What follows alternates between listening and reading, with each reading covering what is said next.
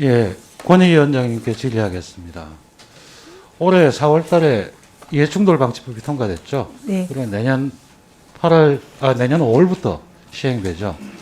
철저한 준비가 필요할 것 같습니다. 그래서 그 준비 과정에 관련해서 한번 여쭤보겠습니다.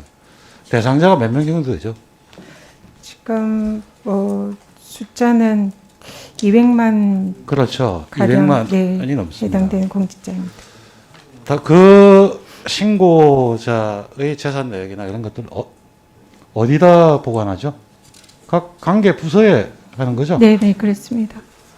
근데 예를 들어서 경기도 수원시하고 경기도 용인하고 맞닿아 있는데 거기서 무슨 개발 사업이 있었을 때 그럼 과연 수원시하고 용인시에서 같이 할 수 있을까요? 조사할 수 있을까요? 좀 이상하죠? 네, 그래서 보면 권익위가 이해충돌 방지에 대한 총괄 책임을 가지고 있습니다.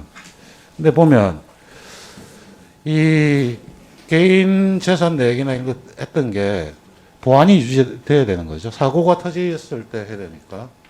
근데 전국에 약 150개 기관에 산재에 있는 게 과연 그게 보안이 철저하게 유지된다는 보장을 할 수가 있겠습니까?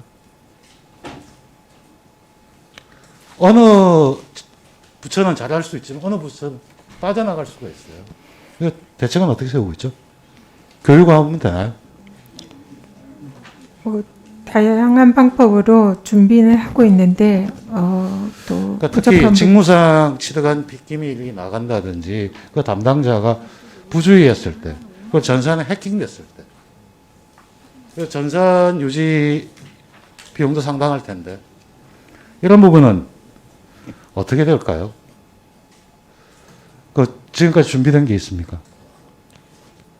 지금 준비 과정에 그리고 말씀드리겠습니다. 특히 네, 이 이해충돌 방지법에서 중요한 조항이 14조 2항 직무상 비밀로 해서 내부자가 되는 경우 정보 취득을 했을 때 내부자가 되지 않습니까? 그 내부자가 될 가능성이 있는 사람 수없이 많습니다. 그 각 부서에 다 교육이 되고 있나요? 개발 업무를 하고 있고 하게 돼서 제가 등록을 했을 때 저한테 정보를 얻었을 때 그 사람들이 내가 잠재적으로 내부자가 될 수 있고 이해충돌 방지법에서 처벌될 수 있다. 이거 알 수 있나요? 교육이 되고 있습니까? 교육은 지금 네, 열심히 하고 있는 중입니다. 보면 150개 이상의 기관에 돼 있고 그리고 그것들이 요즘에 보면 지방 공기업도 있을 거고 지방 자치단체도 있을 거고 국토부 등등 여러 가지가 같이 물리게 돼 있거든요. 그 어떻게 크로스 체크를 할까요? 크로스 체크에 대해서 생각해 보셨습니까? 그 고민을 많이 하고 있습니다. 그래서 지금 지침이나 매뉴얼, 교육 다양한 방법으로 자, 보시죠. 네, 내년 5월이면 얼마 남지도 않았어요. 네, 지금 고민할 때가 아니고 시스템 설계나 이런 것들이 돼야 되는데 제가 대안을 하나 제안을 드릴게요. 네, 법 17조에서 총괄기관이기 때문에 각 부서에 제가 보기에는 각 부처에서 그 데이터를 보관한다는 것은 리스크가 되게 크다고 보여요.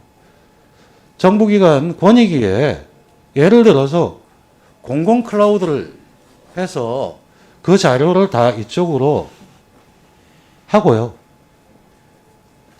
지방의 청년 담당관, 각 그 부서의 청년 담당관이 그거에 대해서 이제 어떤 사안을 조사한다면 권익위에 로그인하면 로그인 자료가 다 남게 돼 있기 때문에 총괄 관리하면서 누가 접근했는지 다 알 수가 있게 돼 있거든요.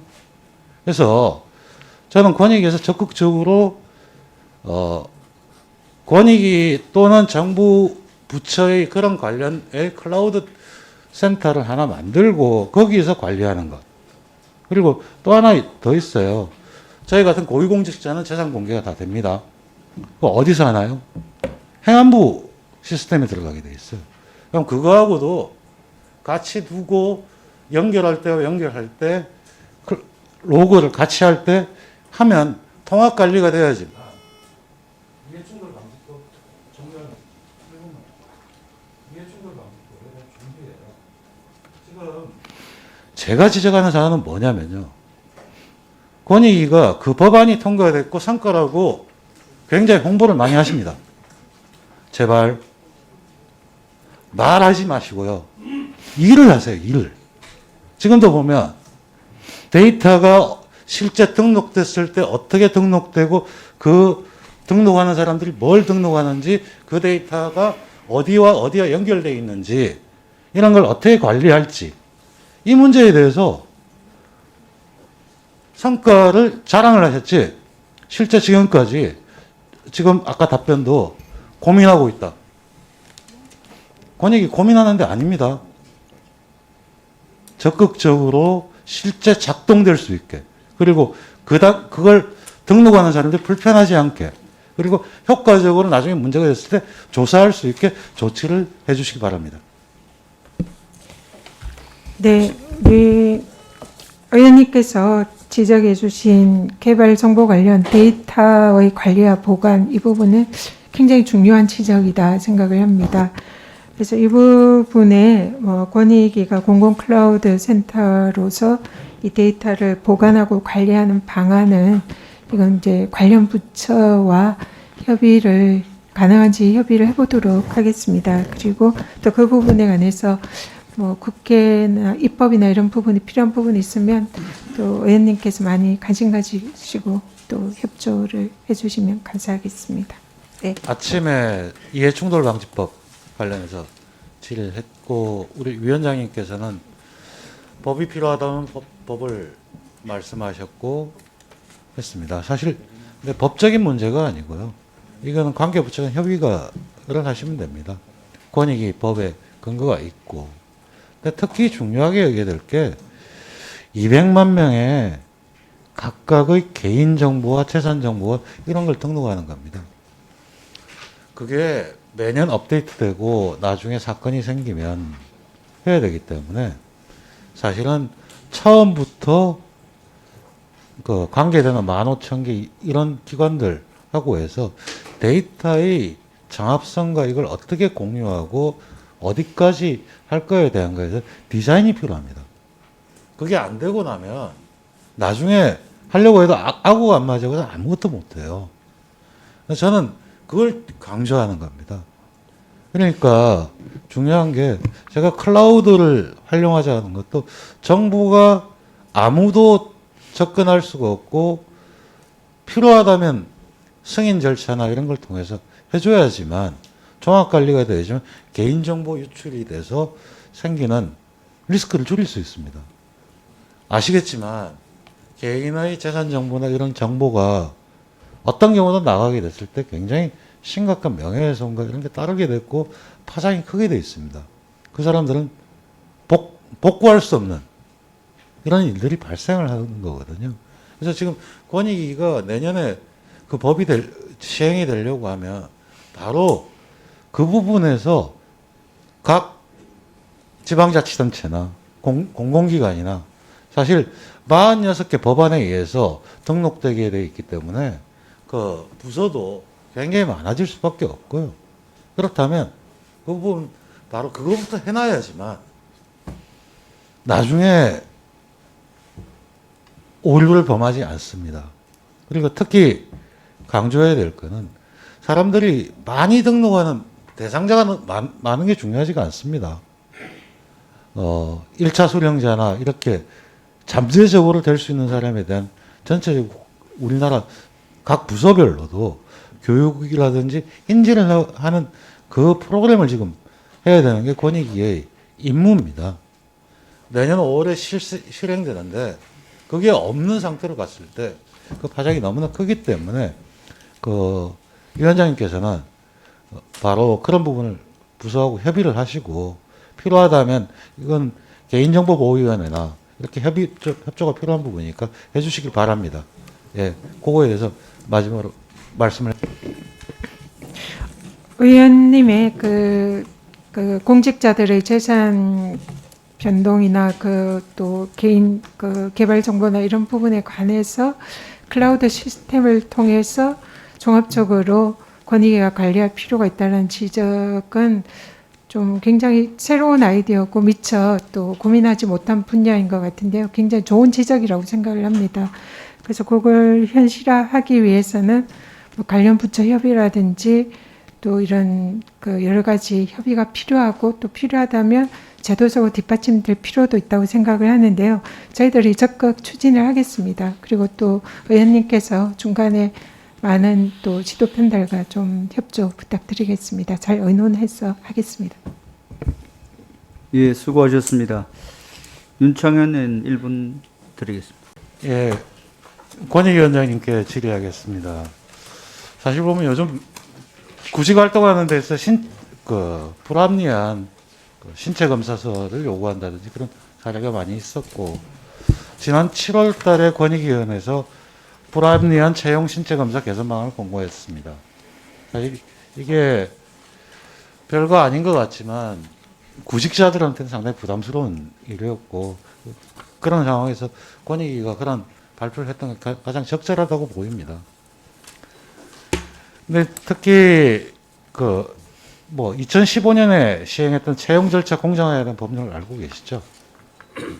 여기 보면 30 이상의 근로자를 사용하는 기업 및 기관은 구직자에게 채용 서류 또는 제출에 드는 비용 이외에 금전적 비용을 부담시킬 수 없다.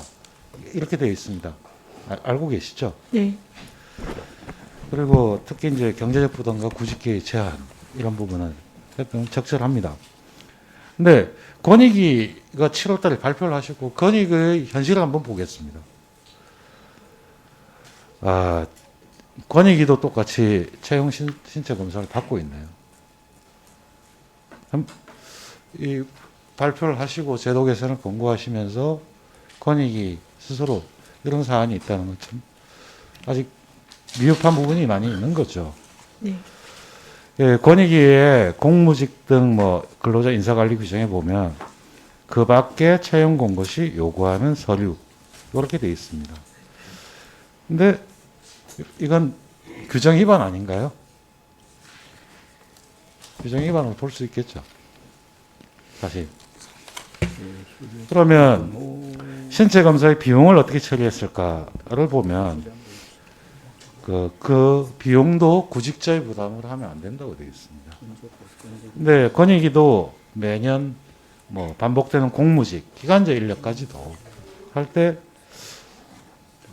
구직자 부담으로 처리를 하셨더라고요. 근데 이 구직자 부담 부분에 대해서 고용노동부 승인이 있었나요? 제가 알고 있기로 안 했던 걸로.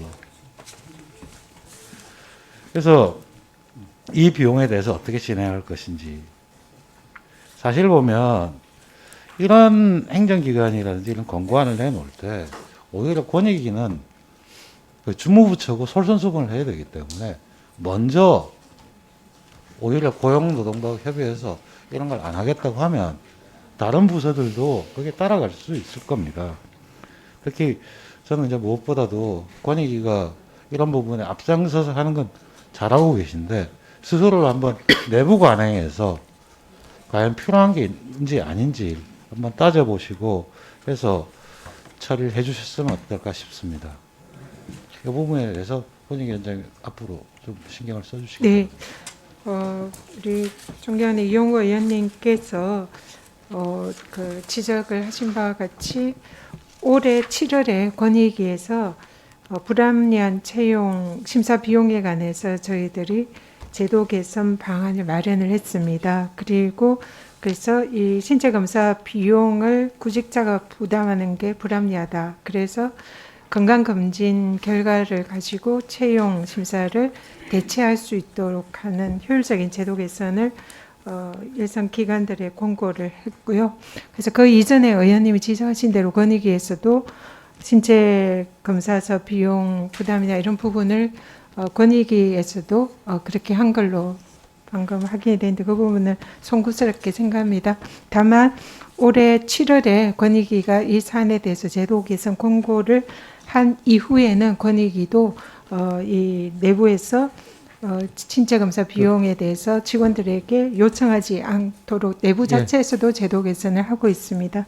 그래서- 그래 주시고요. 네, 앞으로 다른 부서라든지 다른 부처의 경우도 이런 케이스를 해서 그 비용 부담을 줄이는 게 필요하다고 보입니다. 다음으로 보훈처장님께 예. 간단히 질문하겠습니다. 보훈처에 했을 때 유족 중 선순위자 한 명에 대해서는 보상을 하고 있죠. 예, 그렇습니다. 근데 보상금을 받는 유족의 선순위는 독립유공자법 5조 1항에 따라서 배우자, 자녀, 손자, 며느리 수는 예, 되어 있고요. 12조 4항에 따르면은 뭐 동순위자가 2인 이상인 경우에는 유족 간 협의, 주부형자, 연장자 순으로 예, 예. 되어 있죠. 예, 근데 그런데 손자녀의 경우에 있어가지고 독립유공자법 제12조 2항에 따라서 생활 수준을 고려한다고 되어 있습니다. 예. 왜 생활 수준을 고려하죠?